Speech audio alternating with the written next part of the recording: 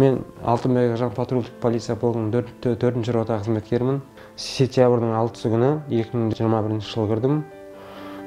Содан 3 ай оқып келіп, патрульдік полк полиция қызметкеріне кіргеніме бір айдың көлемінде шама болды.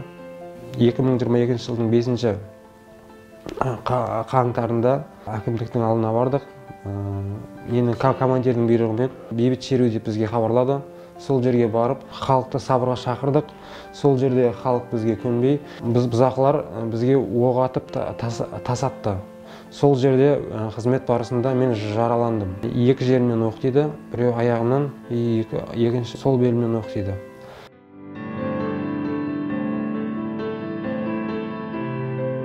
Мен Мамашева Айгүл Алтынбековнамын. Мына Ағжан менің інімнің баласы. Өзі жақында жұмысқа кірген тұғын жаңа полиция қызметіне. Сол күні жаңағы 5-нен 6-сына қараған түні шеруді естідік қой, бейбіт шеру деп. Бірақ ақыры жаңағыдай бұзақылардың жаңа көтерілісіне ұласып кетті. Сол кезде жанымызды шүберекке түйіп, қатты уайымдадық.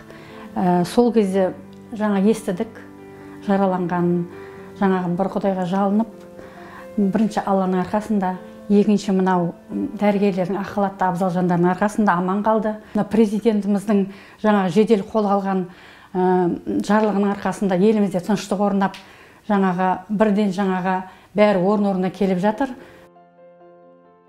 Және де өзіміздің генерал мырзамызға да алғысым шексіз. Ол кісі бізге сол күні рациямен 2 күн бізге шығып, бізді бағыт-бағдар беріп, бізге қолдап жатыр.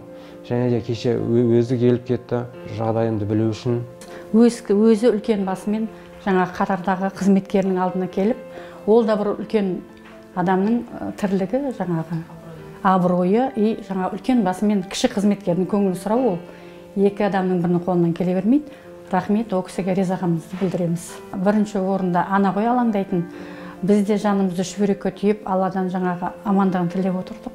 Мынау мақтан етем, інімнің осындай қызметке тұрып, жаңа отанның алдындағы өзінің қызметін жаңағы ер ретінде көрсеткеніне ризамын. Ішкі істер органдары халқымызға қызмет етіп, халқымызды қорғап, аман есен жүре берейік. Отан қорғайтын азаматтарымыз көп бола берсін.